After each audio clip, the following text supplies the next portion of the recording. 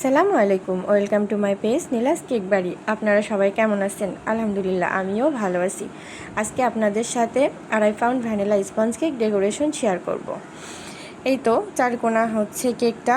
এর আগে আমি একটা কেক করছিলাম, রাউন্ডের কেক হচ্ছে যে কেটে চারকোনা করছিলাম। অনেক কষ্ট হয়ে গেছিলো কেকটা করতে। অবশ্য আমি ট্রাই করে দেখছিলাম যে ওটাতে কেমন হয়।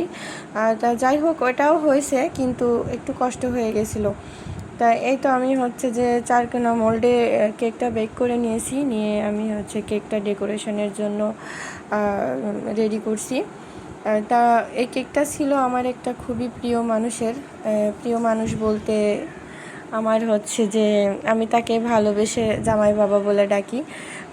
মানে তার ওয়াইফ হচ্ছে আমার মেয়ে, আমি মেয়ে বলে ডাকি, আর সে আমার জামাই বাবা। তা জামাই বাবা কেকটা অর্ডার দিয়েছিল, তাও প্রায় 10-15 দিন আগে। আমি আসলে একটু মিস্টেক হয়ে গেছিলো। কেকটা আমাকে 8 তারিখে দিতে বলছিল, 8 তারিখে দেওয়ার কথা ছিল।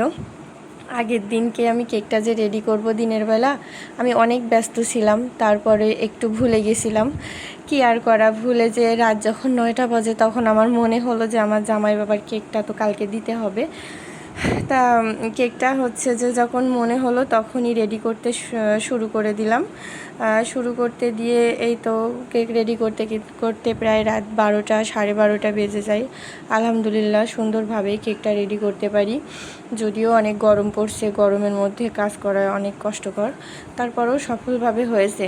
আমি জামাই বাবা এবং মেয়েটার জন্য অনেক দোয়া করি, তারা ভালো থাকুক, সুন্দর থাকুক, জীবনের শেষ দিন পর্যন্ত একসাথে থাকুক, অনেক দোয়া করি। সে অনেক ভালো মনের মানুষ, আমার জামাই বাবাটা আর কি। আসলে নিজেদের পরিচিত বা আত্মীয়র মধ্যে অনেকে আছে আমার কাছ থেকে কেক অর্ডার করে। অনেকে কমের কথা বলে, আবার অনেকে ফ্রি কথা বলে।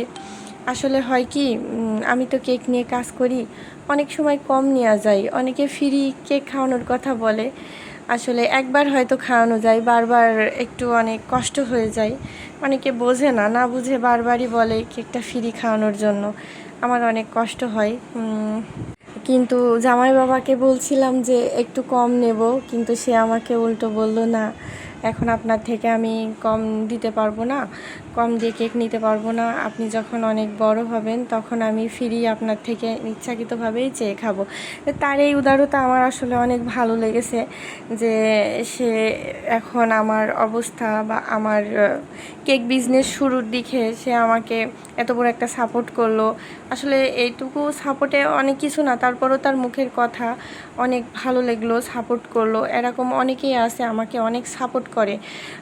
অর্থনৈতিক সাপোর্টটাই কিন্তু মানুষের বড় না, মানুষের হচ্ছে মুখের কথা, তারপরে মনের জোর দেওয়া, আশ্বাস দেওয়া, এটা কিন্তু অনেক বড় কথা। তো তার কি সাপোর্টটা আমার অনেক ভালো লেগেছে। এমন অনেকেই আছে আমাকে অনেক সাপোর্ট করে, অনেকে আমার উৎসাহ দেয়, তাদেরকে অনেক অনেক ধন্যবাদ। আর যারা আমাকে কষ্ট দেন, আমাকে নিয়ে টিটকেরি মারেন, আমাকে বাজে কথা বলেন, তাদের জন্য আল্লাহর কাছে দোয়া করি, তাদের জানে আল্লাহ হেদায়েত দান করুক, আর আমাকে সুস্থ রাখুক, সুন্দর রাখুক। আল্লাহ আমার কাজে রহমত বরকত দান করুক। এই তো আর কি। কথা বলতে বলতে কেকটা রেডি হয়ে গেল।